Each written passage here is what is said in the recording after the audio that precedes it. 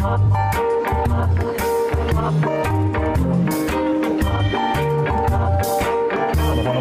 veginn bara þannig að í þessum byggðamálum að þá virðist vera eitthvað það að gera skýrslur lausn á flestum málum og nú komin skýrsla flugvöllinn á Akureyri og millilandaflugið. Já, það mjög athyglisvert. Ég held að sé mjög það. Þetta var þörf skýrsla að mörgu leyti og gott framtak hjá Eyþing að ráðast í að gera þessa skýrslu, sko. Hún sýnir okkur það að það kostar sko x milljarða að gera flughlað, lendingabúnað og nýja flugstöð og allt þetta. Og þetta gæti hugsanlega klárast á 2 árum, sko. Já. Og en það hefur ekkert verið gert, sko. Ég veit ekki hvað skýrslu að vera að gera við skýrslunum núna. En nú verið sem sé, sko, þetta sem sé svona grand skýrsla svolítið, sko, og ágætt að fá heildarmynd. Vandinn hins vegar núna. Það að koma fjöldi manns í vetur til þess að heimsækja Norðurland og að vera að dreifa ferðamönnum landið.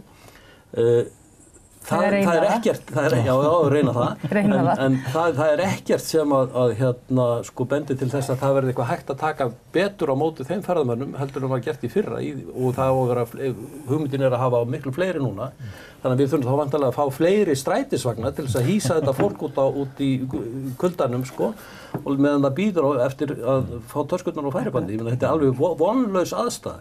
Þannig að allt þetta tal og allar þessi svona hugmynd það að fjölga ferðamönnum út á land og að vera að sækja í beint flug til Akureyrar og svona, hún eiginlega, sko, þetta verið að byrja á vitlausum enda. Við erum ekki bara í stakk búin og skýrslan fín, það er gott að fá hana og það reyndar aðeins minnst á það að það sé hugsanlega hægt að byggja á einum staði svona í einu paragrafi framhjáhlaupi nánast. Að það sé hægt að slá upp einhverju stálgrindarhúsi þarna til þess að hýsa og bjarga, sko, því sem að vandinn núna. En það hins vegar einhvern veginn algjört aukaatriði og var kannski líka aukaatriði í því sem að var beðið sko. Að skýrslan ætti að fjalla Þannig að það sem sé, sko, vandinn ennþá bara eins. Við erum engu nær, sko, þannig lagað. Ekki veit ég hvað á að gera við þessa skýrslu. Nei, svo það spurningum mitt. Að flugstöðin á að kosta 1,5 milljarð samkvæmt þessari skýrslu.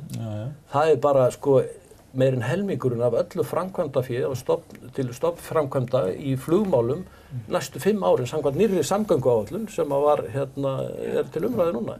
Og ég sé ekki fyrir mér að það sé, sko, á dagskrá. Nei, en á móti kemur minna, þú færð skýrsluna, þá er búið að teikna upp hvað myndi þetta kosta og hvernig geti þetta verið og hvernig hangir þetta allt saman.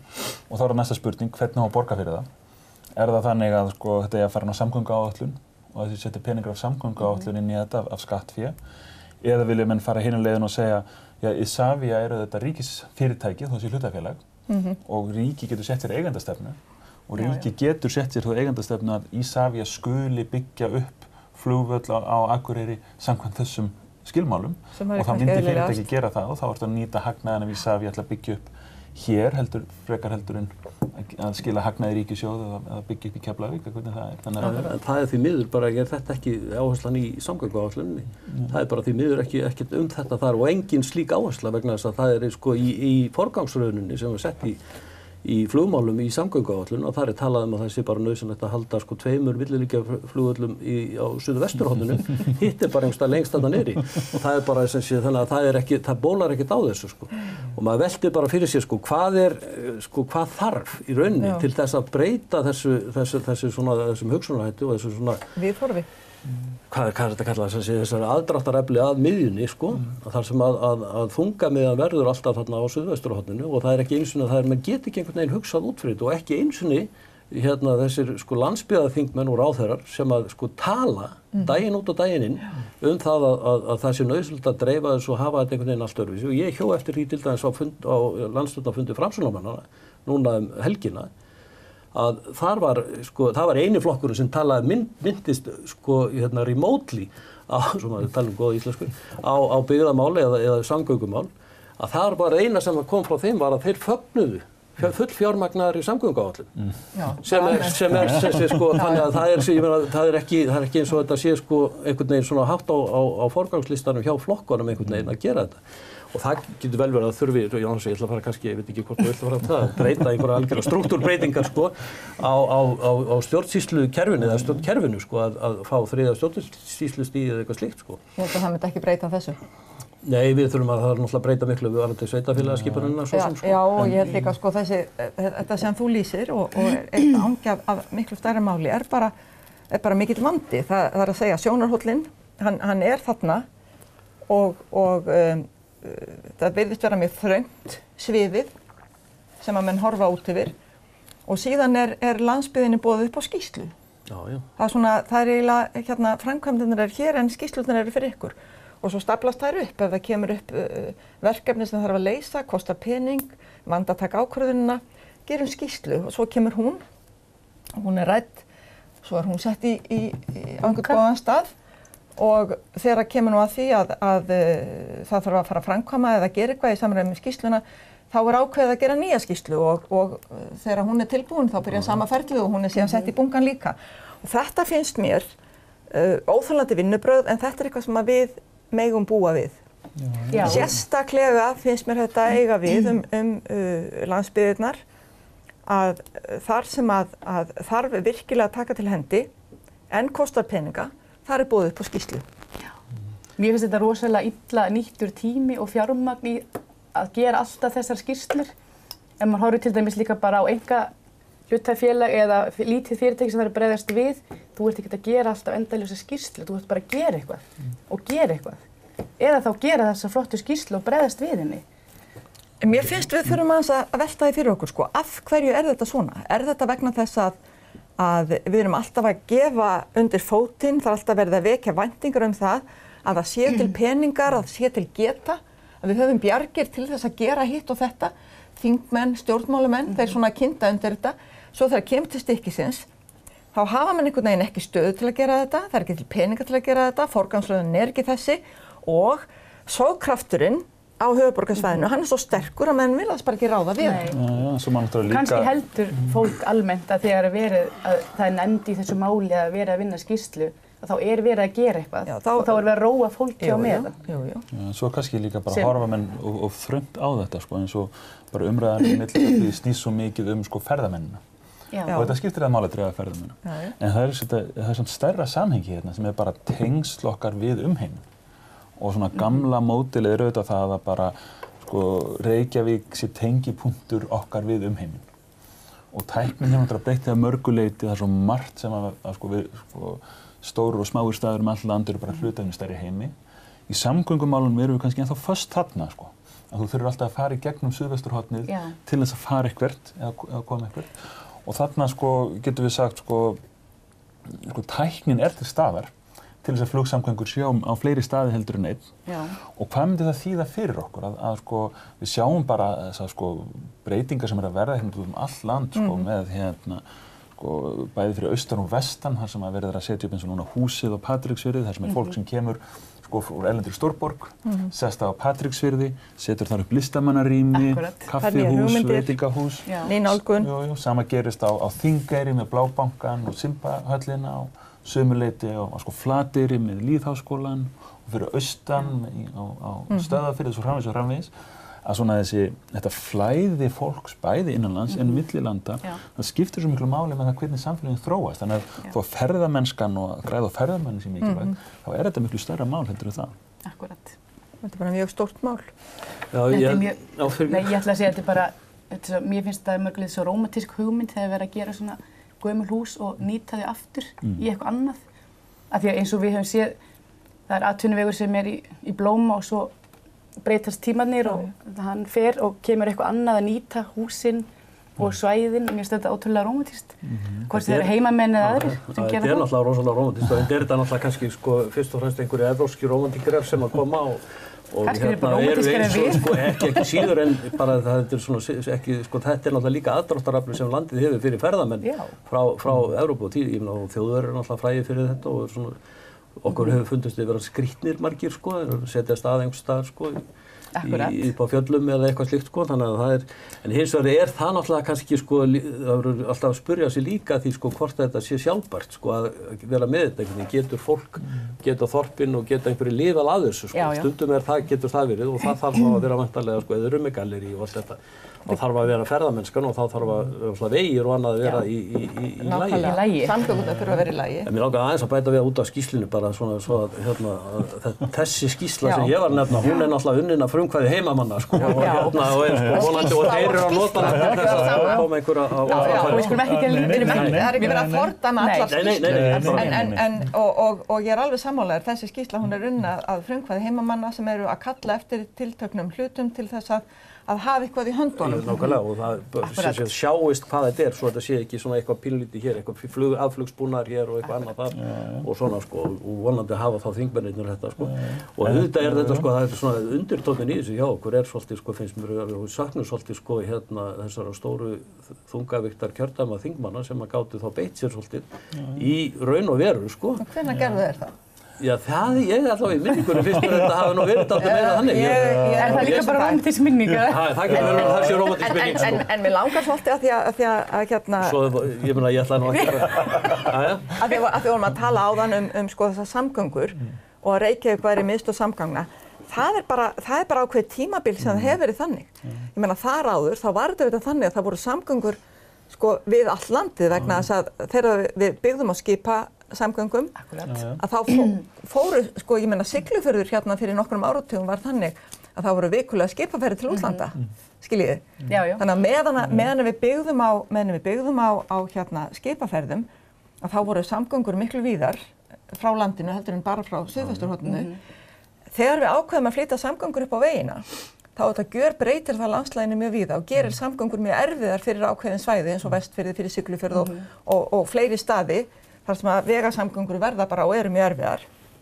En núna erum við bara búin að vera með frábæra tækni mjög lengi sem flugið sem getur opnað þetta aftur og þess vegna þá auðvitað það svo gremjulegt að við skulum ekki geta lagt meiri áherslu á að opna upp á nýtt með þessu.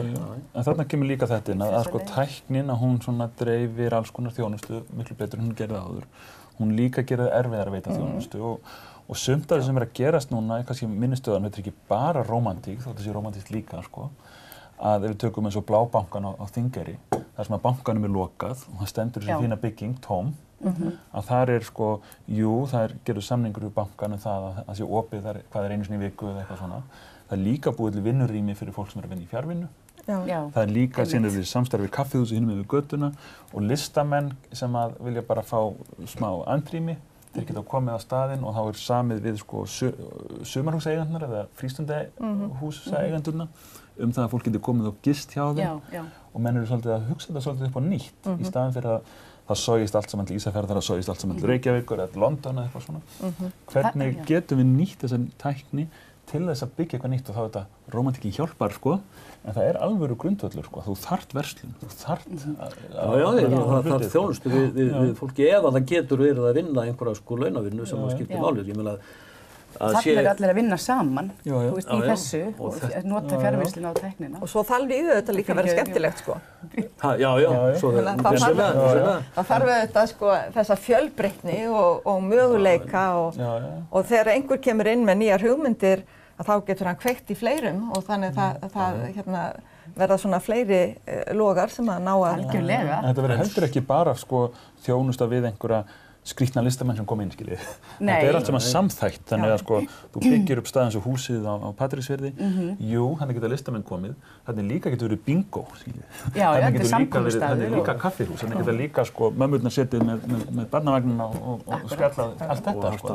Og það er nákvæmlega það sem að kemur í ljós að sko er eitt af því sem að ungar konur í dag telja alveg nauðsynlegt ef þeir eiga heima einhvers staðar, það er hægt að komast á kaffihús. Menn verður bara að horfast í augu við þetta. Ef ég hef ekkert kaffihús, ég vil ekki eiga heima hér, ég get aldrei farið út og fengið með góðan kaffibolla með góðu fólki.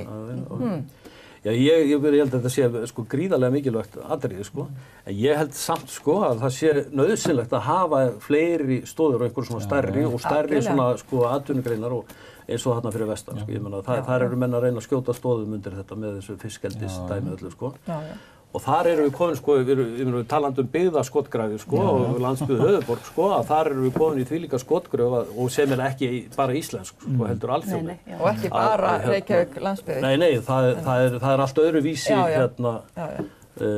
svona línur sem teiknast upp þar sko og menn eru á báða bóa að saka sko að þetta sé eitthvað sko rosalegt auðvald sem að vilji eyðileggja allt og spilla öllu sko, að það sé annars vegar sko þessir laxveiði stangveiði auðvaldið sko versus fiskveldis auðvaldið og ég meina þarna eins og kristallaðist þetta svolítið þarna fyrir vestan í síðustu viku þegar ríkisvaldið þingið greip náttúrulega inn í og setti þessi lög hérna og sem að hefur síðan verið gagnrýnt heilmikið sko og því ég held að verði og mjög erfitt að ná frið þetta sko vegna þess að þetta er allstað og þetta er svo hatrum barátta sko, þetta eru svona trúarbrögð sko. En snýst þetta ekki líka eignarhald sko, þetta er bara eins og sko, jú, fiskeldið er eitt, búið að vera rífast það. Það var sko frétt í gær sem var kannski ekki stór sem það á Stöðvarfirði. Var listamaður sem fikk leyfi hjá sveitarfélaginu til þess að búa til listaverk í Kletti sko. Og þá kemur ríkið og segir þú þið megið ekki skemma klettin okkar. Umhverfisstofnun. Þetta er okkar íslenski klettur sko. Er þetta íslenskur klettur eða er þetta austfirskur klettur? Er þetta vestfirski firðir? Er þetta einstakur klettur eða er þetta klettur eins og bæjarstjórinn var að reyna að koma á framfæri eða er þetta bara eitthvað mjög algengt? Og sama gerist fyrir vestan sko, er þetta okkar firðir? Þannig að við bara sem Íslendingar hvað sem við búum höfum jafna rétt það hvað sé gert þar eða er fólkið á staðnum sem að hefur meira vægi? Hefur það einhvern veginn að hafa meira vægi? Hvernig á það að vera? En sjáu þið hvað það er sérkennilegt sko, þarna kemur upp eitthvað sem að sumir hafa kallað stjórnsýsluklúður. Vitið, það er ekki rétt farið að þegar leyfið er gefið út. En málið hefur bara sárlítið snúist það. Heldur eru svo margir sem nota ferðina til að tala bara eitthvað allt annað sem að var búið að afgreiða, menn það var búið að ákveða að fara í fiskeldi þarna, það þarf ekki að ræða það liggur svo ákvörðun ekki fyrir. Jú. Það er búið að afgreiða ákveðin umhverfismál þarna. Það er ekki vandamál. Það er búið að afgreiða þarna ákveðin mál og svo kemur upp þetta dæmi þarna, en þá nota þeir sem að vilja ferðina til þess að fara að tala allt annað önnur atriði og opna þetta bara alveg út í sko hinnar miklu vittir. Það er það sem að þetta eru eiginlega svona trúarbrögð sko. Þetta minnir mér svolítið á bara þegar maóistar og þorskistar voru að rífast í menntaskóla á 8. áratugum sko. Ég er nýbúin að sjá einmitt bíómyndinni hérna, það verður bylting.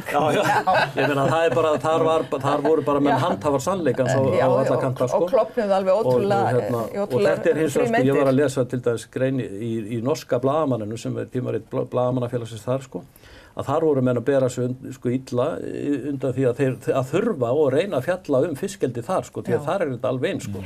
Og þar er ekki bara með þessi skotgröfum, heldur eru menn með sko alveg herdeildir og þar eru þessi teflaði fram sko vísindamönnum og rannsóknum á báða bága sko. Og það er mjög erfitt fyrir fólk að fóta sig í þessu. Og svo færist þetta inn á sko náttúrulega baráttan eins og gengur inn á samfélagsmiðlana og í fjölmiðlana og menn og ég meina hvar eiga menn að einhvern veginn að fá fótfestu í þessu vegna þess að þetta er sem sé meira heldur nokkru sinni sko að þá er verið að bera fram sko einhverja sko hentugar staðreyndir svo alternativ bara fakt sko því sem henda sko.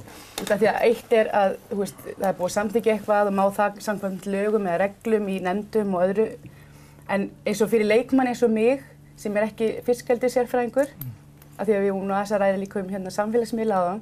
Mér finnst svo skondið þegar maður les þennan ágreining hvað fólk getur verið ótrúlega ósammála og maður kannski að hugsa bara hvað í raun satt eins og ég sem þekkit ekki það birtast þessar hatursgreinar og allt hvað það ótrúlega ólíkt. Það gerist líka annað sko, nú er það þannig að nú er ég garfið sem byggðamálum sko, kona mín er rithöfundur, Þannig að Facebook ákveður, ég vil bara sjá það sem fólk segir sem fylgjandi fiskeldi og hún vil bara sjá fiskeldi sem móti og við sátum með tölvurnar hlið við hlið og það var bara, þú veist, það var allir að tala um þetta og mín Facebook var algjörlega, sko, allir bara brjála hlindir fiskeldinu og hennar Facebook var allir brjálað á móti, sko, þannig að ég fyrir svona á heimili, hvað þá, sko, 101 á Vestfirði, þá hefur verið að byggja svona. Þetta náttúrulega, sko, hlutið af því sem að gerast með þessum samfélagsmiðlum, það sem sé, og allan heim, sko, að þú ert að fá, sko, þessara polariseringu, sko, og þessi kalla svona disrupted public á önsku, þessi uppskiftað almannarými, sko, og þar sem að menn eru, sem sé, sko, eiginlega ekki að talast við og polariseringi verður vegna þess að menn alltaf að tala. Þú ert alltaf að tala við vinina þó. Alltaf inni minni bólu bara. Og þú veist að hinnir eru náttúrulega bara fíbl. Það bara endar þannig. Og þetta að sko, ítir undir trend sem að hefur verið, sko, hvað sem líka af öðrum ástæðum sem kannski lust að fara út í, sko. En þetta náttúrulega það sem að gerast með samfélagsmiðlunum og við erum að fara alltaf lengra og lengra og hefðbundnu miðlarnir að verða veikar og veikar og ekstra módelið þeirra sem sé orðið svona, sko, viðkvæmt og slæm og sem sem sé bara eiginlega svona áhyggjuefni út af fyrir sig. Það tala ekki sko, mikið áhyggjuefni. Nei, ég ætla að segja bara því það líka svo mikið umræðinni að fólk ekki að tjá sig við hvert annað, það alltaf eða oft að skrifa. Fyrir heim bara og sendi hvort öðru hérna. Já, og hugsar ekki út í það sem það að segja. Þarna kannski vantar kaffihúsin að þú talir við fólkið. Þú sért ekki einangraður heima og bara segir það sem þér sýnist og þurfir ekkert að bera afleiðingar af því. Já, ég meina bara það að tala við fólk held ég að sé að verða svona þröskuldur fyrir mjög marga. Ég meina þegar ég finna það bara hjá nemendum okkar hérna upp í skóla að ef það eru svona verkefni einhvers sem það þarf að kannski skrifa bara fréttið eitthvað, sko, eða leita einhverja upplýsingar, sko, að það alltaf tölvupóstur eða messenger. Og svo segir við, en akkur hringjur ekki? Það bara Jesús að segja, sko, ég get ekki hvað ég segja. En maður kannast við því hjá sjálfur mér, sko. Ég miklu duglegur að senda tölvupóst og halda uppi tölvusambandi við fólk heldur en nokkurn veginn að hringja. Sem alveg öðvitað við það sem áður var. Maður hringdi alltaf. En af því að þú ert nú Birgir sérfræðingur í fjölmiðlum, þá væri athyglisvert að heyra þín viðhorf til þessara tillagna og raunar frumvarpa sem að Birgir og Birgitta voru að kynna í gær sem afrakstur þessara nefndar sem að vinna fyrir forsætisráðherra, Eiríkur segi ég og Birgitta. Þetta svona, já, þetta virtist vera sko nokkuð róttækt og nýstarlegt það sem þau að tala svona allavega fyrir íslenska neytendur sem búa við lögbann á blaðútgáfu og ýmislegt fleira. Ég fagna þessu, sko, þessar umræður sem kemur þetta reyndar sko búið að vera í farvatninu núna síðan 2010 þegar það var samþykkt þessi þingsályktunartillaga sem að Birgitta Jónsdóttir kom nú með og Píratarnir voru þá aðaltalsmenn fyrir. Þessi var kennt við IMMI, sko, International Modern Media Initiative, eitthvað slíkt, sko, og átt að gera Ísland að svona paradís tjáningafrelsisins, sko, og þetta svona skref á þeirri leið. En mér finnst þetta er allt sem svona ekkert allt mjög nýtt, sko, en hefur verið í umræðinni. En það eru þarna nokkur atriði eins og það að afnema refsingar við ærumeiðingum til dæmis, þá fer það bara inn í einkamálafarveginn, sko. Og að þrengja aðeins umræðan hatursorðræðu sem að ég held að sé kannski alveg bara þörf á því að gera það. Þannig að maður sé ekki að eltast við, sko. Mér finnst stoltið umræðan hatursorðræðu vera gengisfelld með því að hún sko, það allt einhvern veginn orðið hatursorðræðu umræða, sko. Þetta svona. Já, en tengist þetta ekki líka því sem vorum að tala með Facebook og þetta, sko, að það var nú kynnt þannig að það væri verið að, sko, afglæpavæða gaspur á Facebook eða eitthvað svoleiðis, sko. Og það sem að gerist í þessum litlu búblum, sko, það að fólk spana hvert annað upp, sko. Og það var að tala útlendinga, það var að tala fiskeldi eða eitthvað, menn spana hvert annað upp og trompa hvert annan í, sko, yfirlýsingum. Svo koma fjölmiðlarnir og pikka eitthvað út. Taka eina línu úr kommentinu þínu, þú veist, en ekki í samhengið. Sem að svo aftur, sko, áhyggjuefni með fjölmiðlarna sjálfa. Vegna þess að það sko, þar aftur, sem sé, á ábyrgð, miklu nær að láta ábyrgðina þá liggja, sko, hjá fjölmiðlunum sem að bera þá, sko, ummælinn og eða hvað, inn í almannarými, sko, það sem eftir að því sem svona almennt, sko, að þeir þurfa fyrst og fremst að athuga og hugsa sem gang, sko, hvað það sem þarna í gangi, þetta einhver hatursumræða eða eitthvað slíkt, sko, og ætla ég að vera sem sé farvegur fyrir hana. Og þá komum við aftur að þessu, ég var nefnilega með fjölmiðlarna og stöðu þeirra, sko, og ekki síst kannski þeirra sem standa aðeins höllum fæti, sko, í þessu rekstrarmódeli sem eru þá minni fjölmiðlar og hugsanlega landsbyggðarfjölmiðlar að ég verð að segja, ég var fyrir svona dálitlegum vonbrigðum, ég átti von á því að í tillögunum sem Lilja Alfreðsdóttir var með stuðningu fjölmiðla, sko flott og það nú sko, ég held að engin ríkisstjórn gert eins mikið í fjölmiðlamál reyndar sko lengi að þar var ekki sko sérstaklega sko kveðið á það að það yrði stuðningu við þessa fjölmiðla, þessa sem sé landsbyggðarfjölmiðla sem að eru þó að reyna að sinna vikumætti þeim sko svæðum og þessum svona samfélögum sem að eru minni og hafa ekki markaðsgetu til þess að standa með auglýsingatekjum undir rekstri fjölmiðla til þess að búa til ritstjórnarefni sko.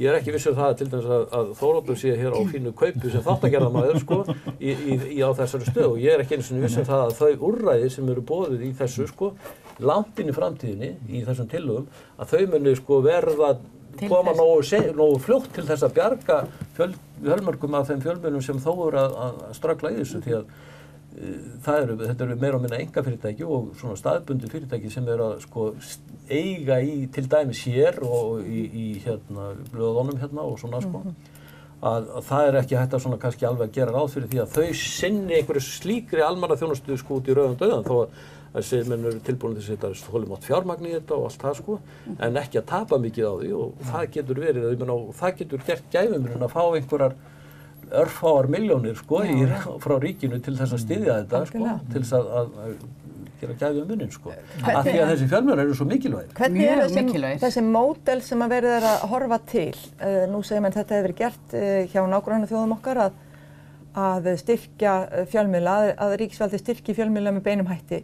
Hvernig eru þessi módel? Eru þau með byggðarvingil eða þekkirðu það? Þekkið þið það? Ég meina það víðast hvar eru sko ef maður tekur Norðmenn, þeir eru reyndar svona sko kraftmestir í þessu sko og svona fyrirmyndi að þar eru það náttúrulega algjörlega sko landsbyggðarmiðlar fá eða lókalmiðlar sko fá alveg sérstakar, það eru alveg sérstakar styrkjakategóriur og svo eru fyrir samana og minnihlutahópa og annað slíkt sko pluss og almennir styrkir sko bara til þess að þú haldir upp í fjölbreytni og fjölræði í fjölmiðlunum til þess að hafa eins fjölbreytt umræðu og hægt sko.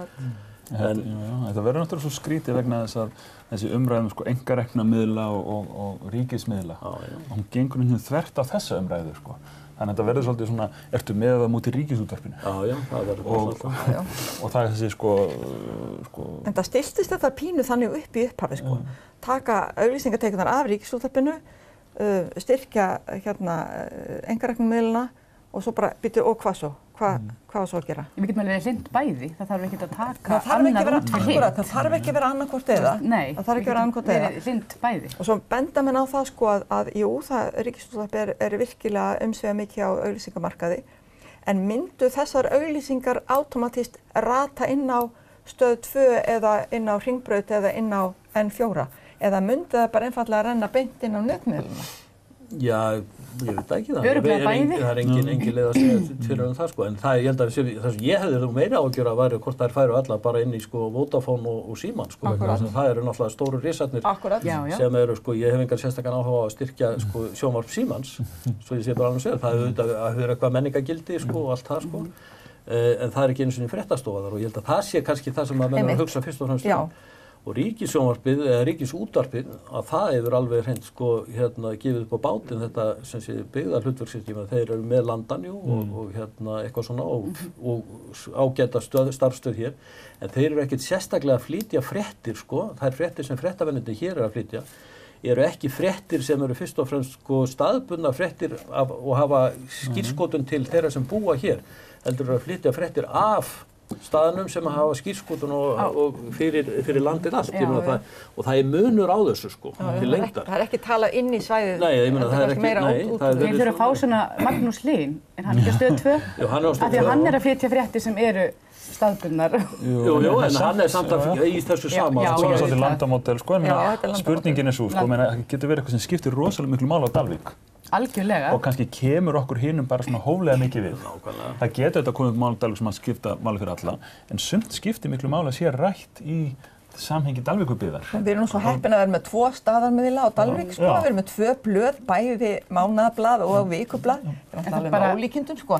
En ég tengist nú útgáfu annars þessa, búið að gefa þarna Norðurslóð út í 40 ár. og ég kannast ekki við launaseðla.